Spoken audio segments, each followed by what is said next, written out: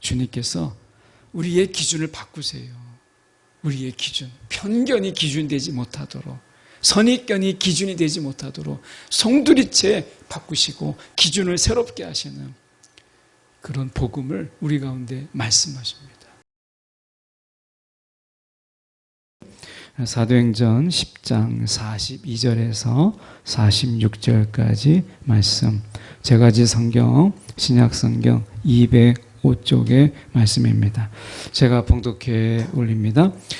우리에게 명하사 백성에게 전도하되 하나님이 살아있는 자와 죽은 자의 재판장으로 정하신 자가 곧 이 사람인 것을 증언하게 하셨고, 그에 대하여 모든 선지자도 증언하되 그를 믿는 사람들이 다 그의 이름을 힘입어 죄사함을 받는다 하였느니라.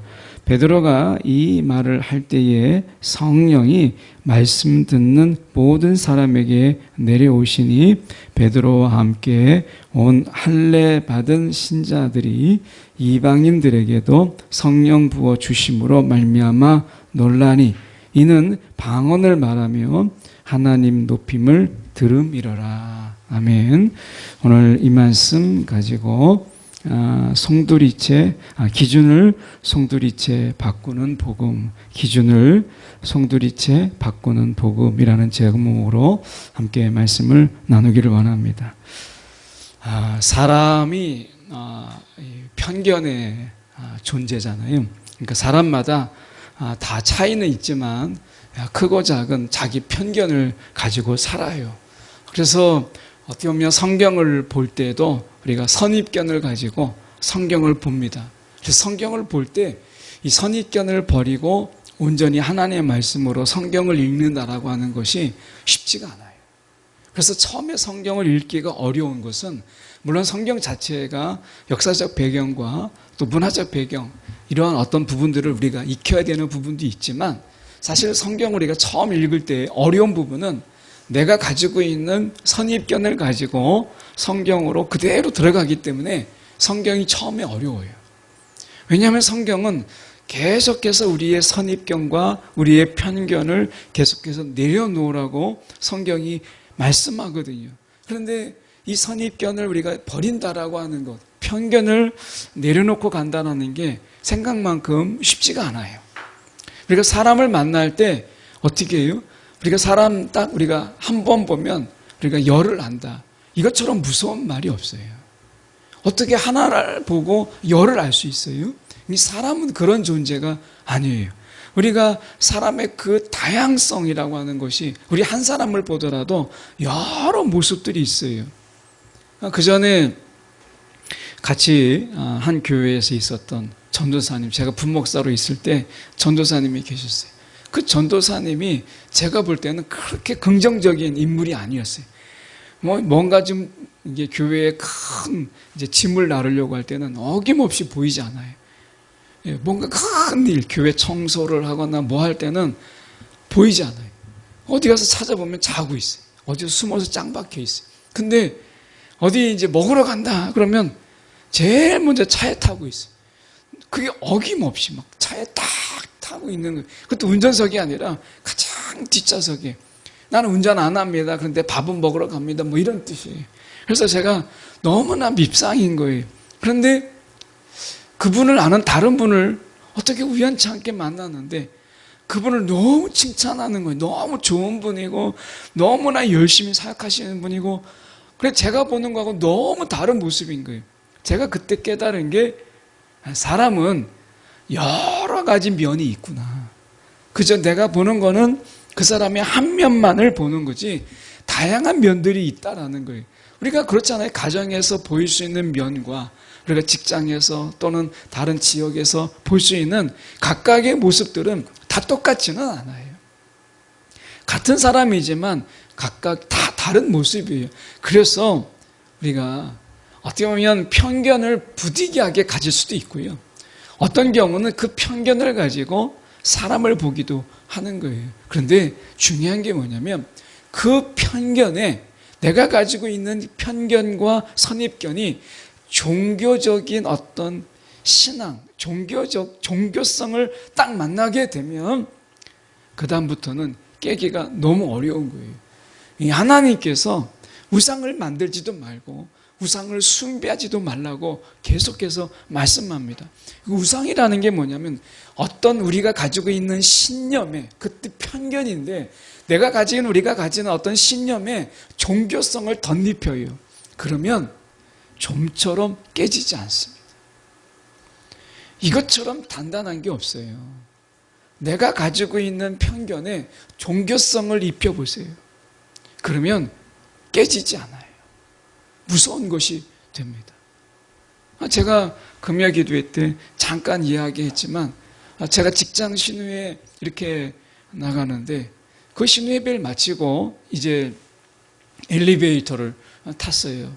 근데 자기 직원들끼리 이야기하는 거예요. 뭐 저보고 이야기하는 게 아니고. 그런데 한 분이 그런 얘기 하더라고요.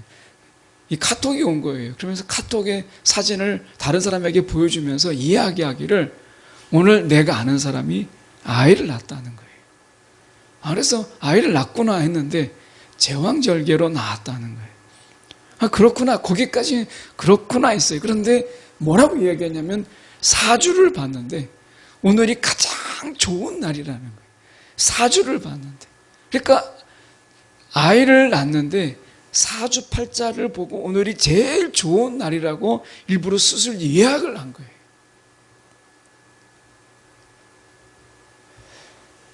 제가 그 얘기를 들으면서 야, 이게 정말 내 귀가 맞나? 이 들은 게 맞나? 이런 생각을 가졌어요. 여러분, 우리가 웃고 지나갈 수 있는 아주 간단한, 주변에서 많이 들을 수 있는 이야기, 4주 보는 거, 우리나라에서 익숙한 거잖아요. 그런데 좀 더 보면 우리가 가지고 있는 편견과 생각 속에 종교적인 색깔을 입히게 되면 그거 못 깹니다. 아마 그분은 제왕절개뿐만 아니라 그의 삶의 전부를 아마 4주에 맡기는, 그게 종교고 색깔이 되는 거예요. 이건 못 깹니다. 그래서 하나님께서는 우리의 우상 속에, 우상을 이야기하는 게 이 종교적인 것, 그게 바르지 않는데 종교적인 것을 우리가 신념에다가 입히는 것을 경계하신 거예요. 이거 깰 수가 없기 때문에.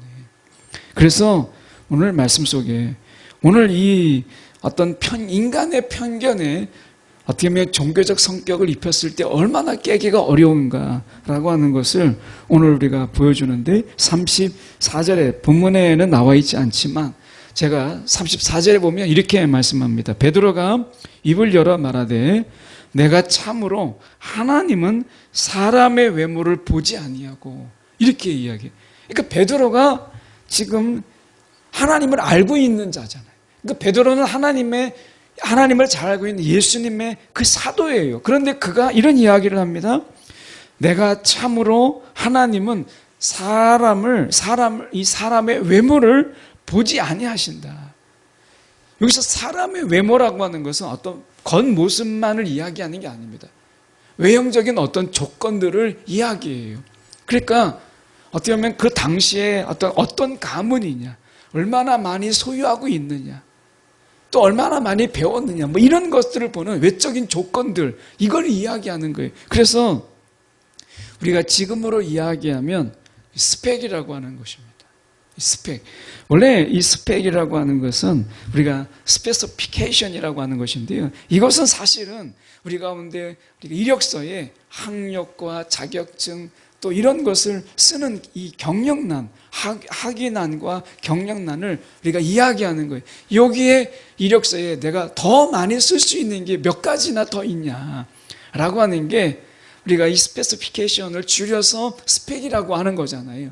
근데 우리가 이 스펙에 지금 말하면 하나님이 외모를 보지 않는다라고 하는 것은 지금으로 말하면 스펙을 보지 않는다. 스펙을 보지 않는다. 하나님은. 세상이 요구하고 있는 많은 스펙들이 있어요. 그런데 하나님은 그 스펙을 보지 않으신다. 단 하나 보세요. 그게 뭐냐? 저와 여러분의 믿음이에요. 하나님은 우리의 스펙을 보지 않으세요. 하나님은 우리를 구원하실 때 이 블라인드를 치우세요. 그래서 우리 가운데 스펙이 뭐냐? 이거 따지지 않으세요. 마치 우리가 블라인드 면접을 보는 것처럼 하나님께서 우리의 모든 조건을 가리세요. 단 하나 믿음을 보세요. 여러분, 우리가 야고보서 3장 17절의 말씀에 보면 이런 말씀이 있습니다. 오직 위로부터 난 지혜는 첫째 성결하고 다음에 화평하고 그리고 관용하고 양순하며 그러면서 편견과 거짓이 없나니. 위로부터 난 지혜는 편견과 거짓이 없나니, 이런 말씀을 하시고요. 디모데후서 5장 21절에 보면 너는 편견이 없이 이것들을 지켜, 이렇게 이야기합니다.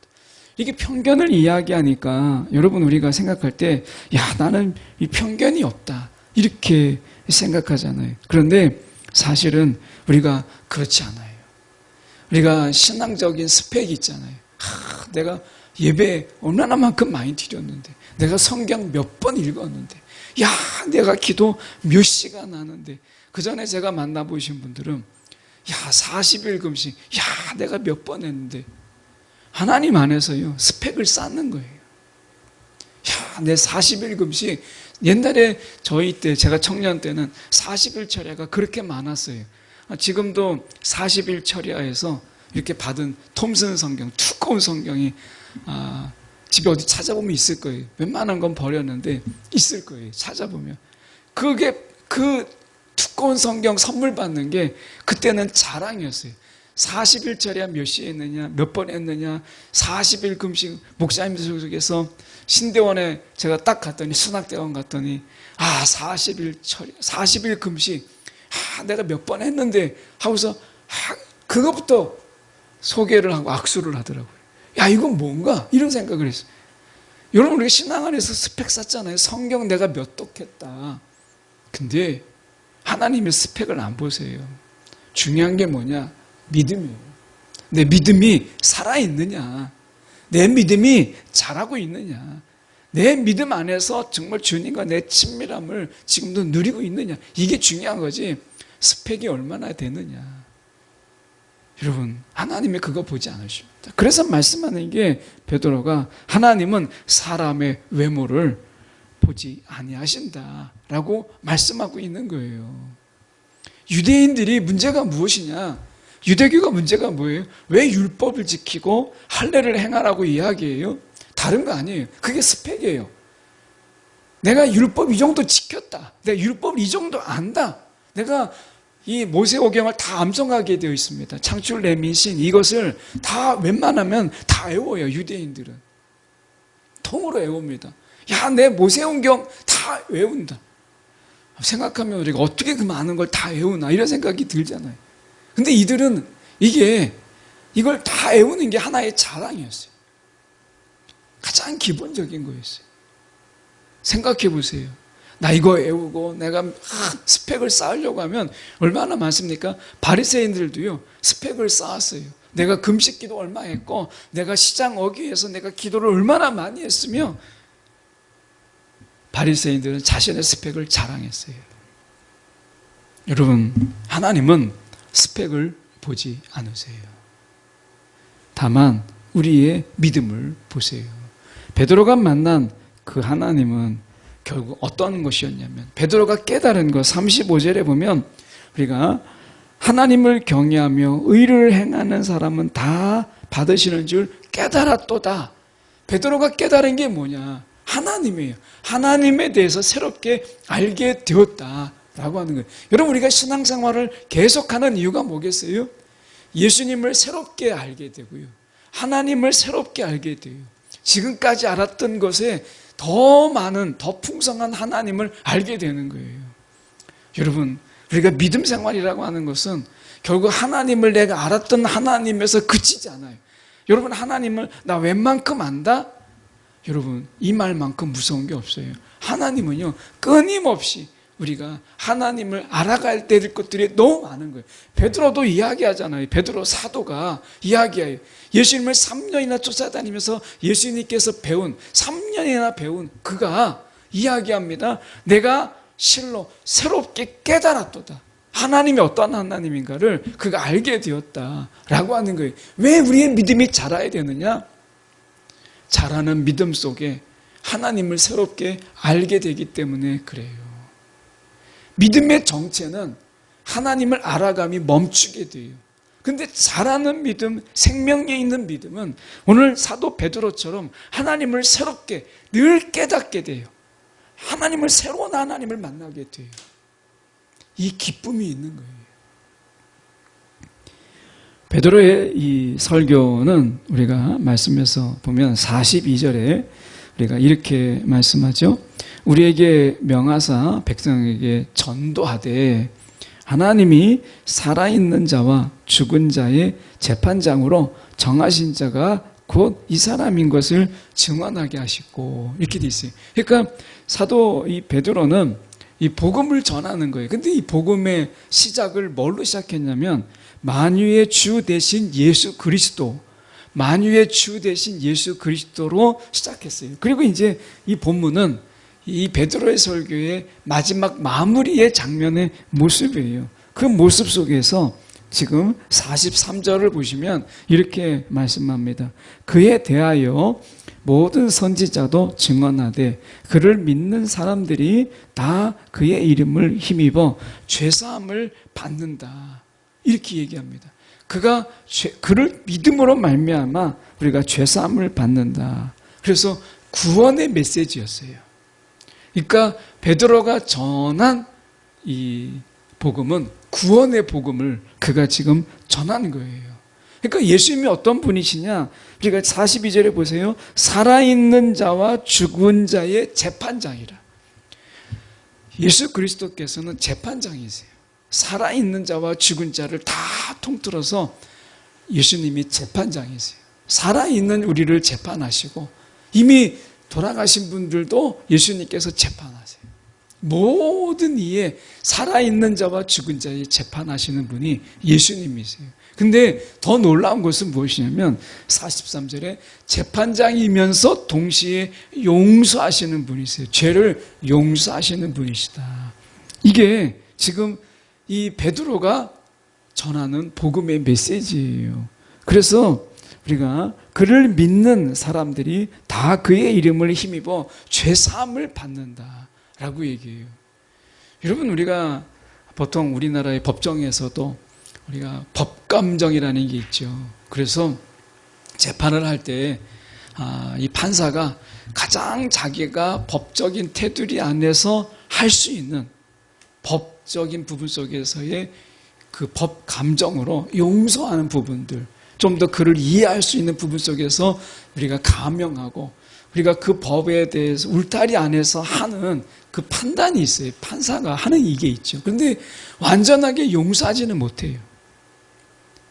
판사는 그 법 테두리 안에서 최고형을 줄 거냐, 최저형을 줄 거냐라고 하는 부분 속에서 법의 어떤 궁율, 이 법의 궁율이라고 하는 것을 베풀지만 판사는 그 법을 넘지는 못해요. 그런데 예수님께서는요, 친히 재판장이세요. 그런데 그분께서는 죄 용서를 하실 수 있는 그런 분이세요. 그래서 예수님께서는 재판장이면서도 친히 죄 용서를 하실 수 있는 그런 분이세요. 그래서 분명히 우리 가운데 말씀하시는 것이, 우리가 이 예수님께서 재판하실 때 무엇으로 재판하시겠어요? 여러분, 스펙 보고 재판하시겠어요? 나중에 여러분 천국 가서 내가 전도 몇 명 했습니다. 하나님, 내가 성경 정말 이렇게 많이 읽었습니다. 내가 성경 구절 이렇게 많이 암송했습니다. 이렇게 말씀하시겠어요? 여러분, 그거 아무 소용이 없어요. 그것은 이 시대 속에서 우리의 믿음을 더 건강하고 우리의 믿음을 더 분명하게 하기 위해서 우리가 하는 말씀과 가까워지기 위한 우리의 애씀이죠. 그런데 재판 받을 때 여러분, 여기에서 하는 우리의 스펙들은 아무런 도움이 되지 않아요. 스펙을 보지 않으시니까. 그렇다면 우리가 천국에 갔을 때, 예수님의 그 재판하신 앞에 갔을 때 우리가 할 수 있는 말이 무엇일까? 여러분, 어떤 말씀을 하시기를 원하세요? 성경을 내가 열심히 보고 있는데 내가 성경 이렇게 많이 보고 왔습니다. 이 말 하시겠어요? 그 소용이 없는 거예요. 내가 주님, 내가 정말 날마다 이렇게 막 몇 시간씩 내가 하나님 내가 기도합니다. 하나님 내가 정말 하나님 이렇게 많이 공부합니다. 뭐 이런 이야기 하시겠어요? 소용이 없어요. 그렇게 된다면 다 신학을 공부하신 박사님들이 더 높은, 더 훌륭한 구원을 받지 않겠어요? 그러면 그들이 하실 일이 더 많겠죠. 그런데 하나님은 스펙을 보지 않으세요. 예수님께서 재판하실 때 스펙을 보지 않으세요.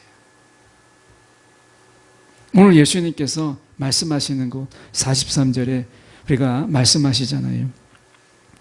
그를 믿는 사람들이 예수 내가 얼마나 잘 믿었느냐, 얼마나 열심히 믿었느냐, 이거 외에는 우리가 이 재판장 그 재판 앞에서 우리가 할 수 있는 말은, 이거 외에는 할 수 있는 말이 없어요. 믿음, 내가 주를 믿은 것 외에는 우리가 이야기할 수 있는 게 아무것도 없어요. 여러분, 우리의 믿음이 주님 앞에 온전히 그분을 바라보고 그분을 내가 의지하고 그분의 말씀이 내 삶 속에서 어떻게 행해지는지를 우리가 바라보면서 사는 삶, 어떻게 보면 늘 주님과 교제하면서 우리가 기도 중에 기도했다는 게 중요한 게 아니라 기도 중에 주님을 내가 사귀었다는 게 중요한 거고, 예배를 드렸다는 게 중요한 게 아니라 내가 이 예배 중에 주님과 더 친밀해지고 내가 주님의 말씀을 내가 더 가까이 들었다라는 게 중요한 거잖아요. 그러니까 예배를 드렸다, 기도를 했다, 말씀을 읽었다가 중요한 게 아니라 내가 기도 중에 예수를, 예배 중에 주님을, 내가 말씀 중에 내가 하나님을 내가 더 친밀해지고 더 알게 되고 더 교제하게 되고 내가 그분들 앞에서 나의 편견을 깨고 하는 것들이잖아요. 그러니까 주님과의 이 관계가 결국엔 우리가 재판장 앞에 섰을 때 우리가 이야기할 수 있는 게 전부예요. 그래서 말씀에 이렇게 말씀하고 있는 거예요. 지금 보면 우리가 45절에 보면, 건너가서 보면 베드로와 함께 온 할례 받은 신자들이, 자, 할례 받은 신자들이라고 이야기해요. 그러니까 유대인들은 할례를 받아야 되고 율법을 지켜야 된다, 이렇게 생각을 한 거예요. 그래야 구원이 있다라고 생각을 한 거죠. 그러니까 할례 받았다라는 게 얼마나 자랑이겠어요. 내가 할례를 받았다. 그런데 할례 받은 신자들이 6명이거든요. 베드로와 함께 온 사람이 전체가 6명이에요. 그러니까 베드로 포함해서 7명인데 분명히 베드로도 여기 포함됩니다. 뭐라고 얘기했냐면 성령 부어주심으로 말미암아.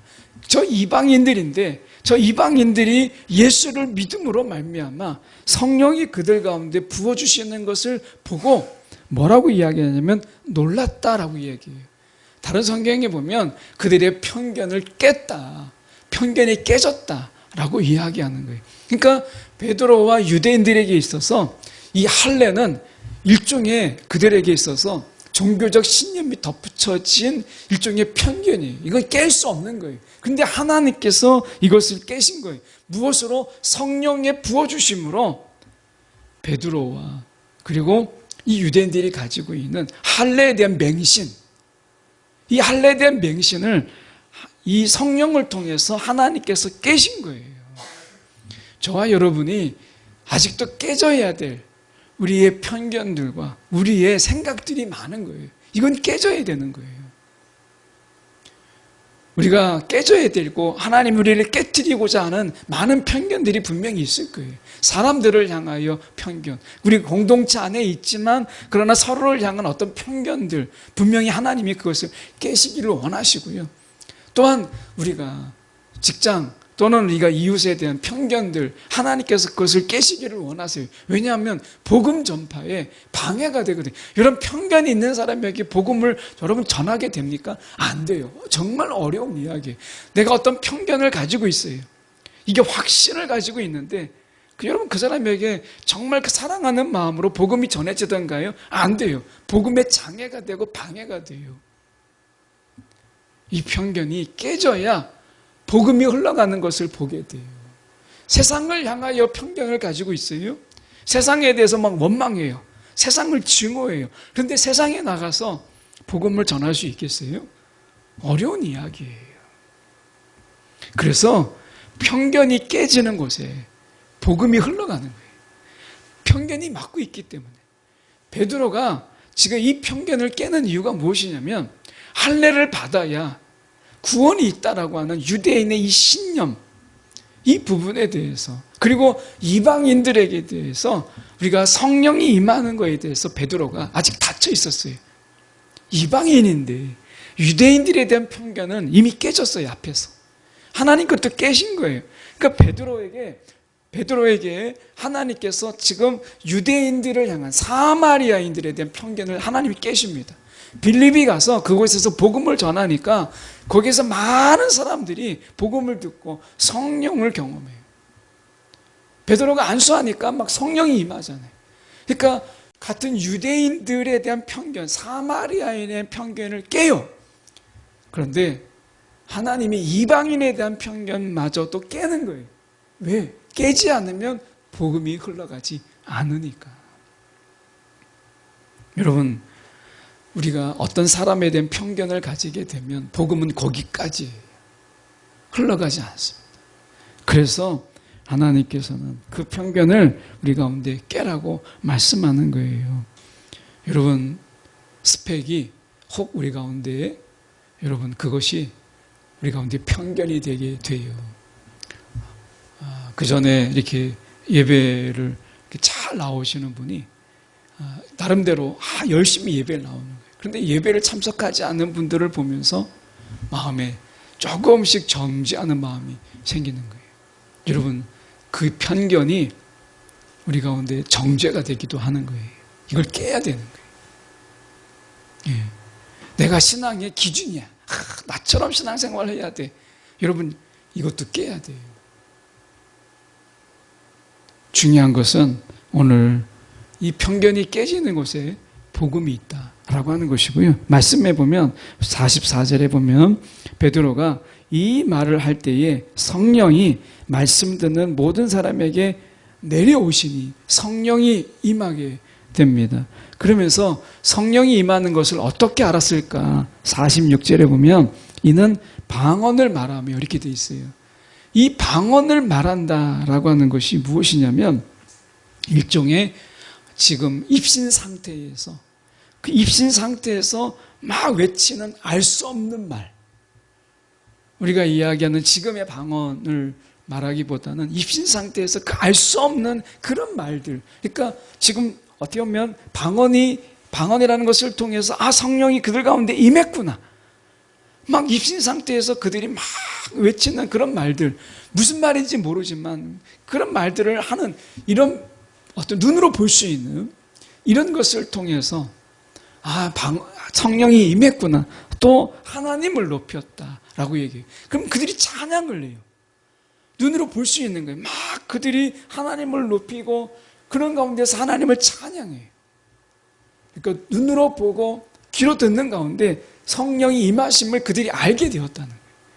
자, 성령이 그들 가운데 임하는 가운데 그들이 말씀 듣는 모든 사람에게 성령이 임했다라고 이야기합니다.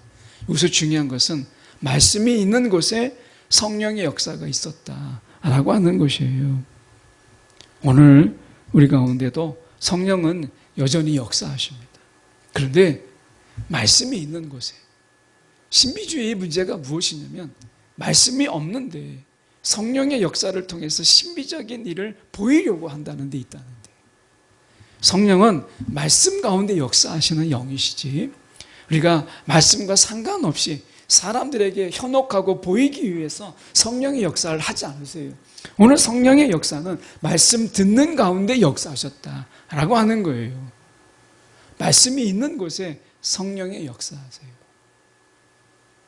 오늘 우리 가운데 말씀하시는 부분 속에서 다시 돌아가서 우리가 보면 스펙을 보지 말고 여러분 믿음을 보라 라고 말씀하세요. 예수를 바라보라는 거예요. 세상처럼 스펙 쌓는 일에 나중에 우리가 주님 앞에 섰을 때 여러분 우리 이력서를 받아보실까요? 너의 경력을 다 써봐라 이런 얘기 하시겠어요? 그런 거 안 하십니다. 여러분 우리의 믿음만을 보세요. 혹시 신앙 안에서 쌓인 스펙들이 있다면 여러분 그거 다 잊으세요. 오직 믿음만을 바라보세요. 오늘 주님과의 그 관계의 믿음, 살아있는 관계, 죽은 관계. 옛날에 한때 예수님과 좋았어. 지금은 아니야. 소원해지고 거리가 좀 있어. 여러분, 과거의 한때 믿음이 아니라 지금 예수님과 함께 교제하고 친밀하고 사귐이 있고 그분의 말씀에 내가 그 말씀에 따르는 나의 삶을 말씀하세요. 우리의 믿음을 우리가 보시는 분이세요. 오늘 주님께서 우리의 기준을 바꾸세요. 우리의 기준, 편견이 기준이 되지 못하도록, 선입견이 기준이 되지 못하도록 송두리째 바꾸시고 기준을 새롭게 하시는 그런 복음을 우리 가운데 말씀하십니다. 기도하겠습니다.